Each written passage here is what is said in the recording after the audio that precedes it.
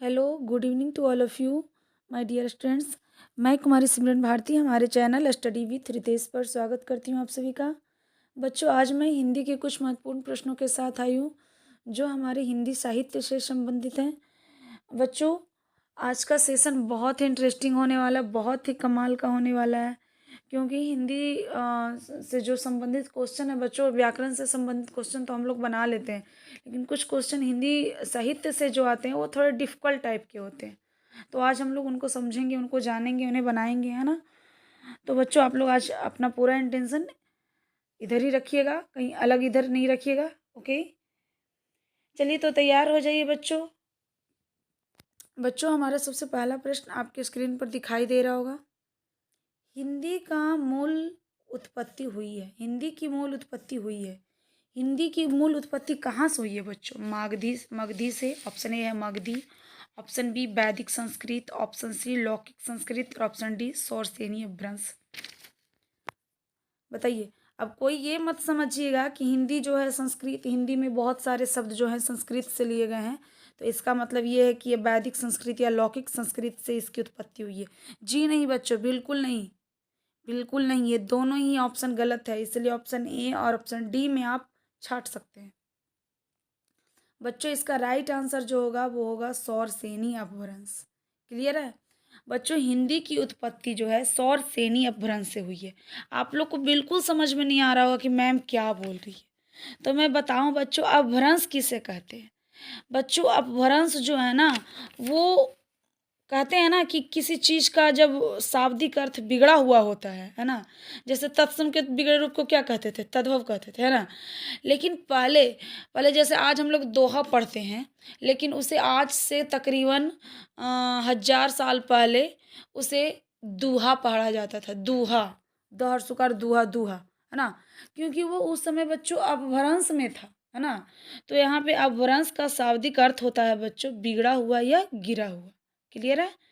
तो इस तरह से बच्चों अपभ्रंश जो है 6-7 होते हैं।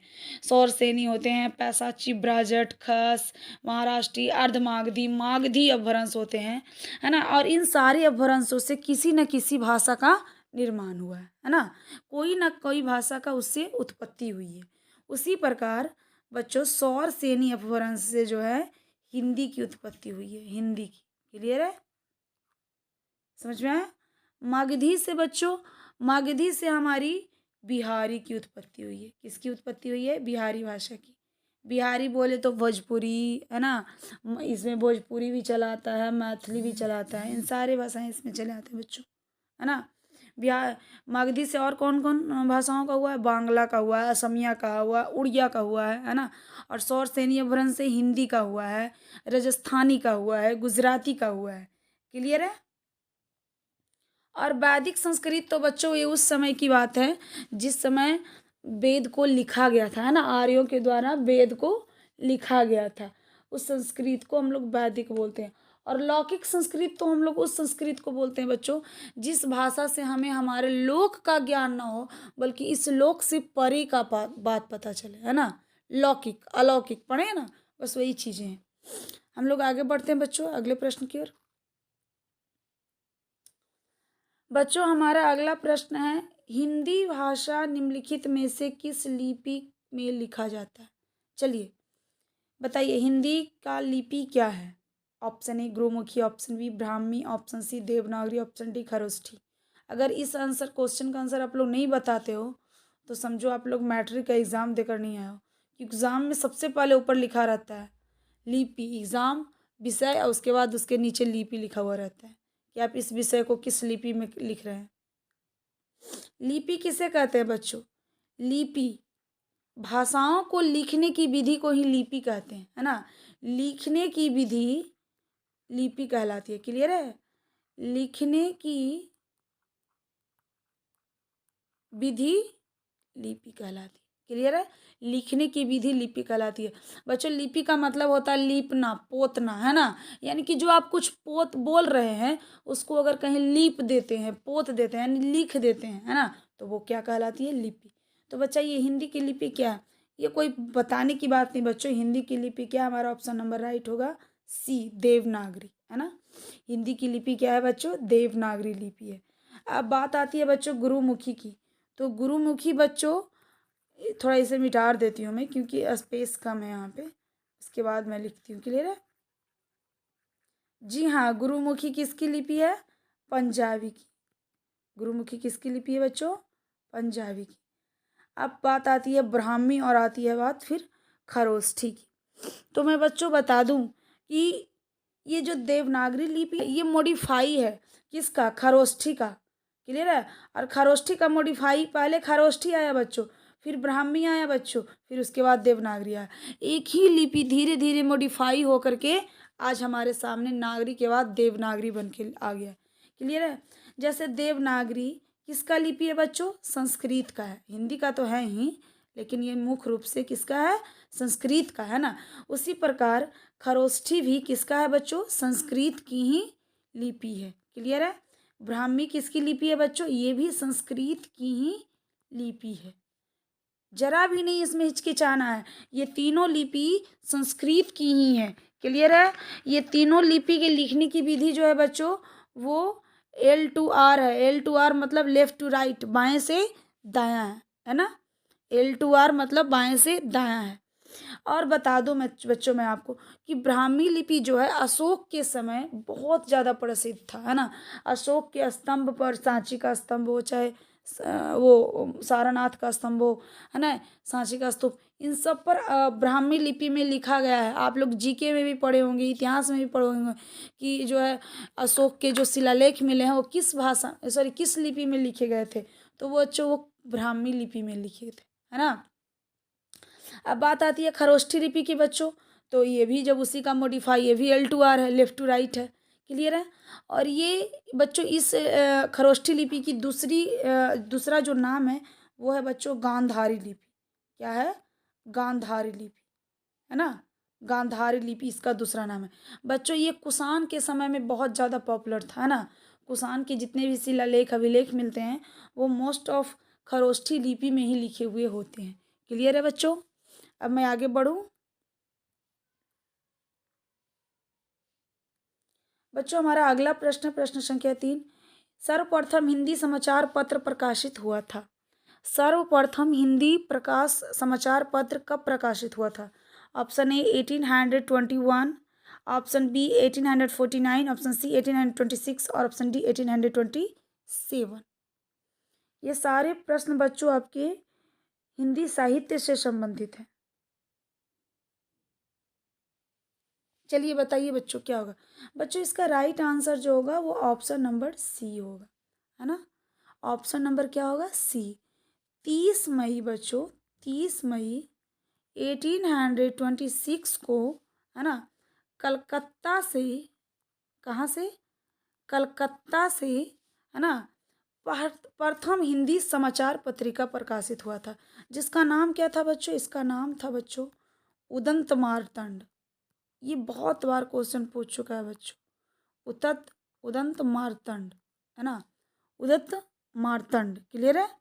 और इसके ये जो समाचार पत्रिका है बच्चों, इसके एडिटर कौन थे, इसके संपादक कौन थे, मतलब किन्होंने ये पत्रिका को प्रकाशित किया? तो बच्चों उन बंदे का जो नाम है वो नाम है बच्चों जुगल, जुगल किशोर, जुगल किशोर शुक्ल, है ना।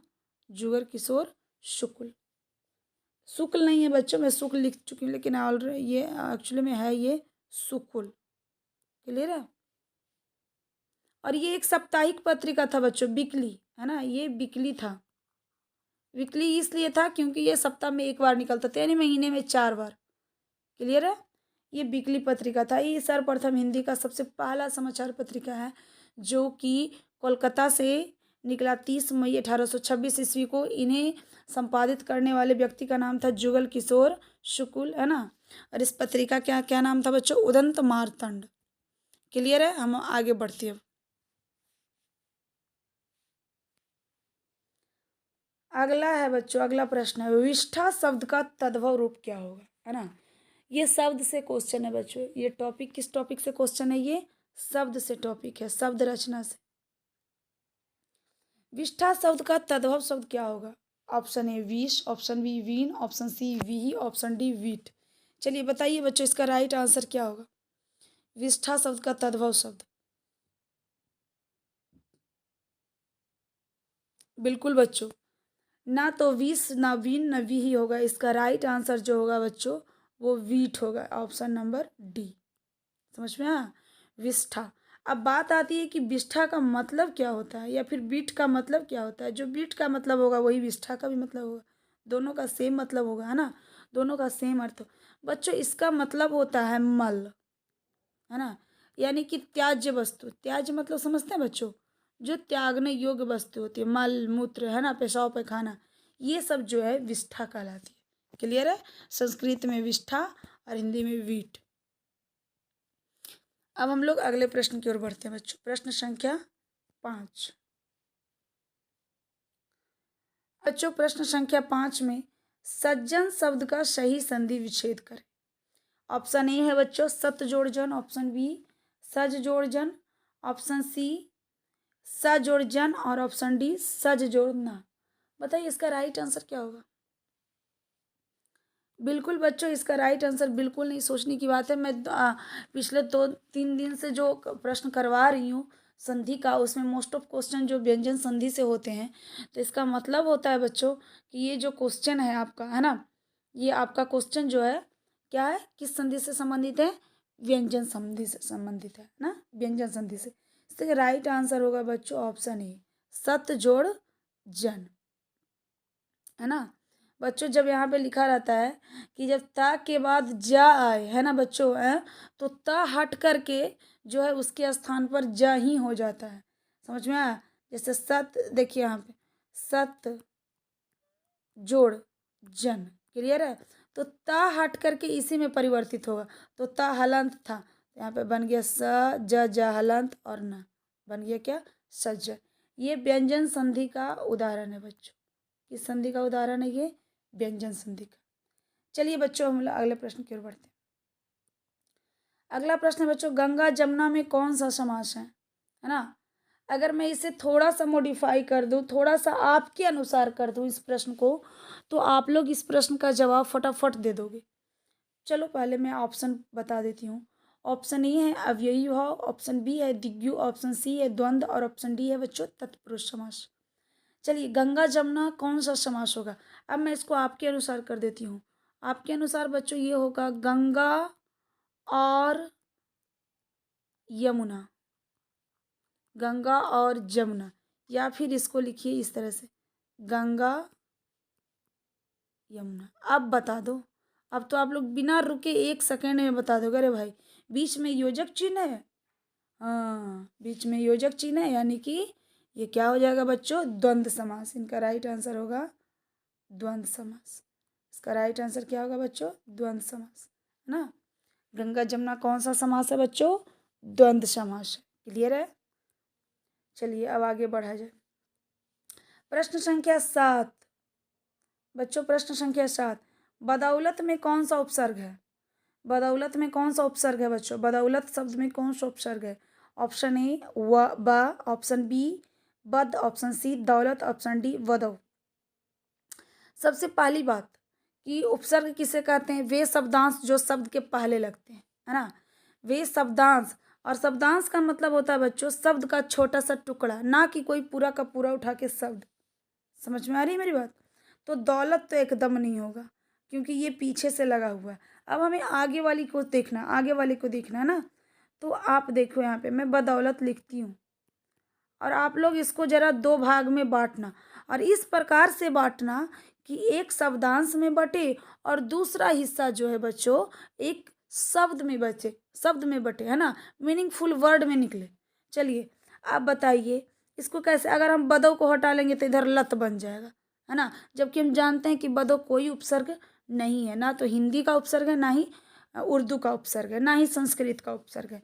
अब अगर हम लोग यहाँ पे बद करते हैं तो बद तो नहीं हो सकता, हाँ, क्योंकि द पर औ की मात्रा है, हम इसको तो नहीं तोड़ सकते, है ना। चलिए बच्चों अगर मैं ब को हटा लेती हूँ तो खाली बच जाता है क्या? दौलत, केवल बच जाता है दौलत। दौलत अपने आप में एक मीनिंगफुल वर्ड है ना, यानी कि इसमें कौन सा उपसर्ग लगा हुआ है बच्चों? ब उपसर्ग लगा हुआ है। तो इसका राइट आंसर होगा बच्चों ऑप्शन ए व।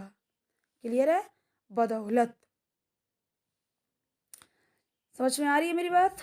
अब हमें नहीं लगता कि आप लोग को उपसर्ग में कहीं कोई प्रॉब्लम होगा। जब भी उपसर्ग और प्रत्यय आए बच्चों, आप लोग थोड़ा साइंटिफिक तरीके से सोचना शुरू करिए, है ना। रट के जैसे हम लोग पढ़े हैं वैसे नहीं सोचिए। चलिए हम लोग अगले प्रश्न की ओर बढ़ते हैं बच्चों। अगला प्रश्न हमारा, निषेध शब्द का विलोम क्या है? निषेध शब्द का विलोम क्या है? ऑप्शन ए है स्वीकृत, ऑप्शन बी है स्वीकार, ऑप्शन सी है विधि और ऑप्शन डी है बच्चों निषिद्ध, निश्चित।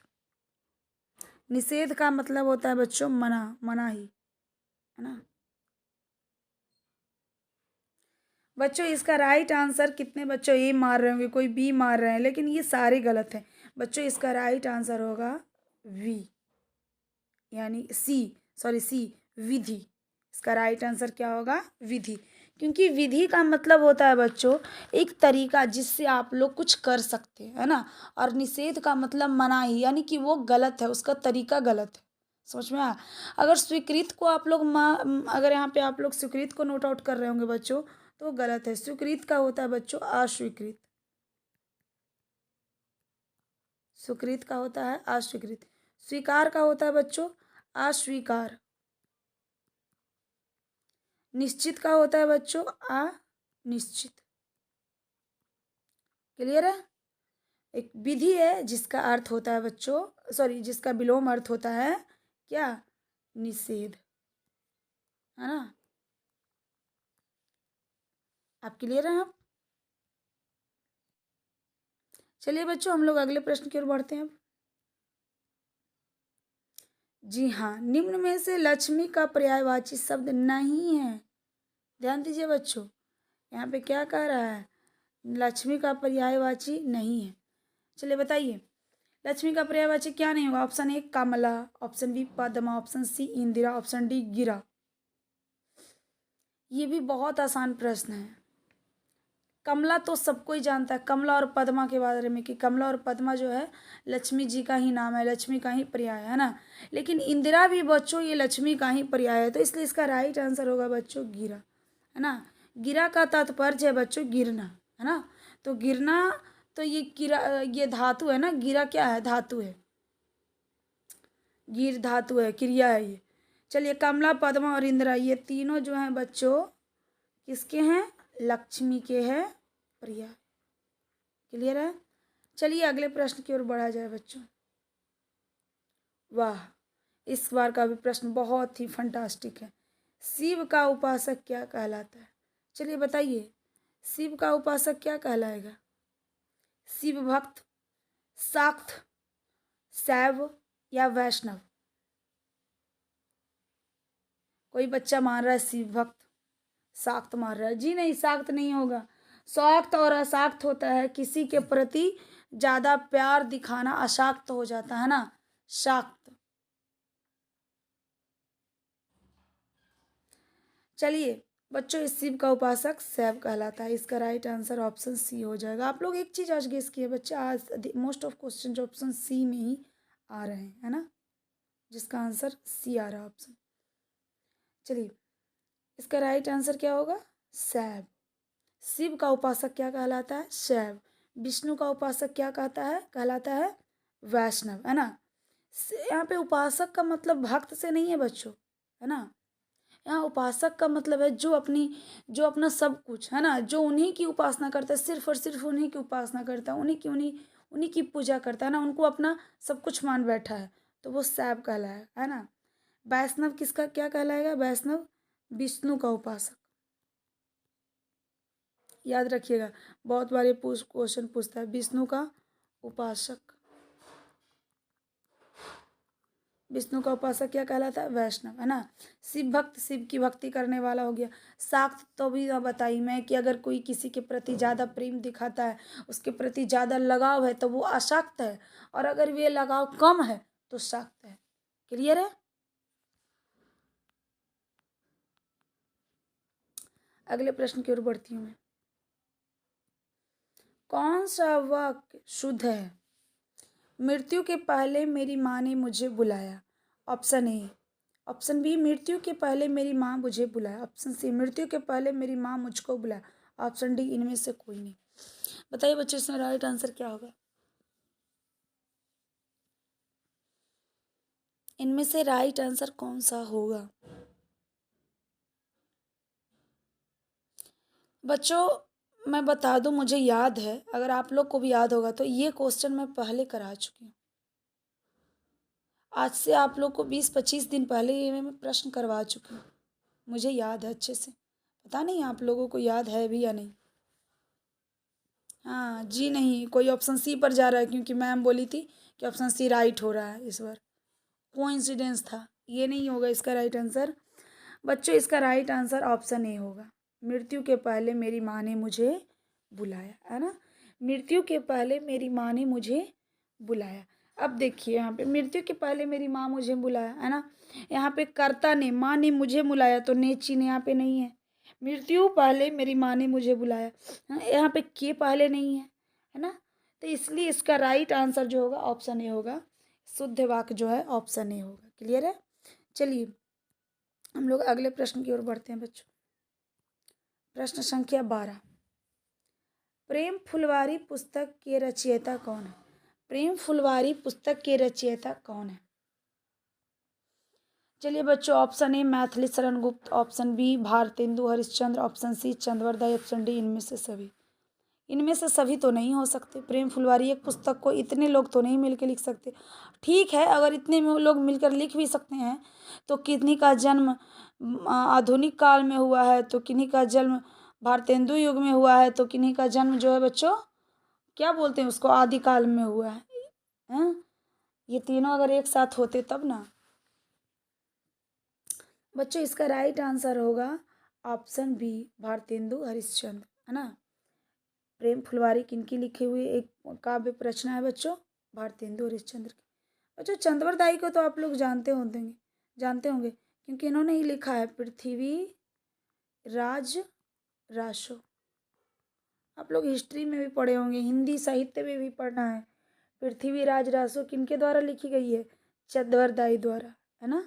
किनके द्वारा लिखी गई है? चंद्रवरबाई द्वारा, है ना, चंद्रवरदाई। मैथिली शरण गुप्त भारत के राष्ट्रकवि कहलाए थे, है ना। राष्ट्रकवि की उपाधि इनको किन्होंने दी थी? महात्मा गांधी ने दी थी। मैं पहले भी बता चुकी हूँ आप लोगों को। और भारतेंदु हरिश्चंद्र ने जो है बच्चों प्रेम फुलवारी नामक पुस्तक की रचना की। चलिए प्रश्न संख्या 13, तुमने इस बार अधिक परिश्रम किया इसलिए सफलता, इसलिए वाक्य पर जरा ध्यान दीजिए, इसलिए सफलता की अधिक आशा है। यह कौन सा वाक्य है? साधारण, ऑप्शन ए साधारण, ऑप्शन बी संयुक्त, ऑप्शन सी मिश्रित और ऑप्शन डी असाधारण। चलिए बताइए बच्चों इसका राइट आंसर क्या होगा? फटाफट बताओ इसका राइट आंसर क्या होगा। एक बार आप फिर से क्वेश्चन पढ़ो, चूंकि मैं वाक्य से संबंधित जो भी क्वेश्चन बताती हूँ उसको, जो मैं उसके बारे में बोलती हूँ उसको थोड़ा सा आप लिख लिया करो, है ना। उसके बाद देखो जब भी वाक्य का कोई क्वेश्चन आएगा आप लोग से छूटेगा नहीं। तुमने इस बार अधिक परिश्रम किया है इसलिए सफलता की अधिक आशा है ना। क्लियर है बच्चों? ये इसका राइट आंसर जो है ऑप्शन बी, यानी कि ये संयुक्त वाक्य है बच्चों। ये कौन सी वाक्य है? संयुक्त वाक्य है। क्यों वाक्य है ये संयुक्त? क्योंकि इसमें मुख्य उपवाक्य और आश्रित उपवाक्य, है ना। ये मुख्य उपवाक्य और ये आश्रित उपवाक्य के बीच एक समन्वयवाचक अवयव लगा हुआ है, इसलिए, है ना। ये इसलिए जो है बच्चों ये दोनों उपवाक्य को आपस में क्या कर रहा है? ऐड कर रहा है, जोड़ रहा है ना। हैं? तुमने इस बार अधिक परिश्रम किया, ये भी अपने आप में एक फुलफिल पूर्ण वाक्य है। आप लोग कॉमा पर ध्यान दे रहे हो। कॉमा पर ध्यान तब देना है बच्चों जब कोई बीच में समुच्चय बोधक अवयव ना रहे। यहाँ पर जब समुच्चय बोधक अवयव है, पहला मुख्य उपवाक्य और दूसरा आश्रित उपवाक्य अपने आप में एक मीनिंगफुल सेंटेंस है, तो फिर हम क्यों इधर उधर जाएंगे, है ना। और बीच में एक समुच्चय बोधक चिन्ह जो है, अवयव जो है, दोनों वाक्यों को आपस में जोड़ रहा है, तो इसलिए संयुक्त होगा। क्लियर है, ये मिश्रित वाक्य नहीं होगा। चलिए अब हम अगले प्रश्न की ओर बढ़ते हैं बच्चों। प्रश्न संख्या 14वां। कायदा शब्द है option A Hindi, option B Sanskrit, option C Arabi, option D इनमें से कोई नहीं। चलिए बताइए इसका राइट आंसर क्या होगा। बच्चों ये सोचने की बात नहीं है, कायदा, कानून, है ना, मतलब, बेमतलब, ये सारे शब्द जो है बच्चों क्या है, विदेशज है। अगर हम रचना की दृष्टि से देखते हैं तो ये सारे शब्द क्या है, विदेशज है। तो विदेशज है तो जाहिर सी बात है हिंदी और संस्कृत तो कभी होगा नहीं। यानी कि यहाँ पे कायदा जो है बच्चों वो अरबी शब्द है। कौन सा शब्द है, अरबी शब्द। इसलिए इसका राइट आंसर जो होगा बच्चों ऑप्शन सी होगा। क्लियर है। और ये रचना की दृष्टि से देखा जाए तो ये विदेशज शब्द है। क्या है बच्चों, विदेशज। चलिए हम लोग अगले प्रश्न की चलते हैं। प्रश्न संख्या 15वां। गंगा हिमालय से निकलती है, गंगा हिमालय से निकलती है, इस वाक्य में कौन सी कारक की विभक्ति है, बताइए आप लोग। ऑप्शन ए करण, ऑप्शन बी अपादान, ऑप्शन सी संप्रदान, ऑप्शन डी अधिकरण। गंगा हिमालय से निकलती है बच्चों, इसका राइट आंसर क्या होगा। गंगा हिमालय से निकलती है बच्चों, मैं बता दूं अगर आप लोग कारक चिन्ह कारक पढ़े होंगे, है ना, तो टोटल कारक के 8 वेद होते हैं ना, कारक के 8 वेद। कर्ता ने कर्म को करण से संप्रदान के लिए, अपादान से संबंध काके की, अधिकरण में पर, संबोधन ए अजी अहो अरो, है ना। तो बच्चों इसमें एक कारक होता अपादान कारक, है ना, अपादान कारक। अपादान कारक क्या कहता है जो सुनिए। पहले तो मैं इसका विभक्ति चिन्ह बता दूं। अपादान कारक का विभक्ति चिन्ह बच्चों से है ना, से है। तो बच्चों इसका ये कहता है कि जब वाक्य में, है ना, कर्ता के साथ, है ना, कर्ता के साथ, है ना, कारक चिन्ह के द्वारा किसी अन्य शब्द, संज्ञा, सर्वनाम, कोई अन्य शब्द के साथ अलगाव का महसूस हो, है ना, अलगाव का बोध हो, तो इसमें समझिए क्या है, अपादान कारक, अलगाव। अब गंगा हिमालय से निकलती है, अलगाव मतलब क्या, जुदाई हो, अलग होना, है ना। अब गंगा हिमालय से निकलती है तो हिमालय गंगा से क्या हो रही है बच्चों, अलग हो रही है, अलग हो रही है ना, है, अलग हो रही है, जुदा हो रही है। तो इसलिए यहाँ पे इसका राइट आंसर हो जाएगा बच्चों ऑप्शन नंबर बी, आपादान कारक। क्लियर है। इसका राइट आंसर क्या हो जाएगा, आपादान कारक। जब मैं कारक पढ़ाऊंगी ना तो उसके बारे में मैं आप लोग को डिटेल से बताऊंगी कि आप लोग जब एक बार कारक पढ़ लोगे तो मुझे नहीं लगता कि आप लोग कोई भी क्वेश्चन, किसी भी प्रकार का क्वेश्चन एक बार में भी झिझकोगे, फटाफट बना दोगे। क्लियर है। चलिए बच्चों आज का यहीं तक रहा, आज का सेशन हमारा यहीं समाप्त होता है। बच्चों आप लोग वीडियो को अच्छे से एंजॉय करिए, अच्छे से पढ़िए, है ना, क्योंकि आप लोग का फॉर्म भी आ जाएगा कुछ दिनों में, और तो उस समय और ज़्यादा वर्कलोड हो जाएगा। इसलिए बच्चों आप लोग अभी से ही पढ़िए, कंटिन्यू पढ़िए, डेली पढ़िए। अभी मैं थोड़ा सा प्रॉब्लम में हूँ बच्चों, इसलिए जो है वीडियो कम बना पा रही हूँ, है ना, आप लोग को कम लाइव आ रही हूँ। लेकिन जैसे ही मुझे मिलती है टाइम मैं आप लोग के बीच ऑलवेज प्रेजेंट रहूँगी। तो चलिए बच्चों आज के लिए इतना ही है। आप लोग जो पीछे वाले प्रीवियस वीडियो पढ़े हैं ना उसे भी आप लोग रिवाइव करिए, क्योंकि प्रीवियस से बहुत सारे क्वेश्चन यहाँ पे आपका टचअप में रहेगा, है ना। इसलिए आप लोग प्रीवियस क्वेश्चन को पढ़ते रहिए। आज के लिए इतना ही बच्चों, thank you so much, have a nice day.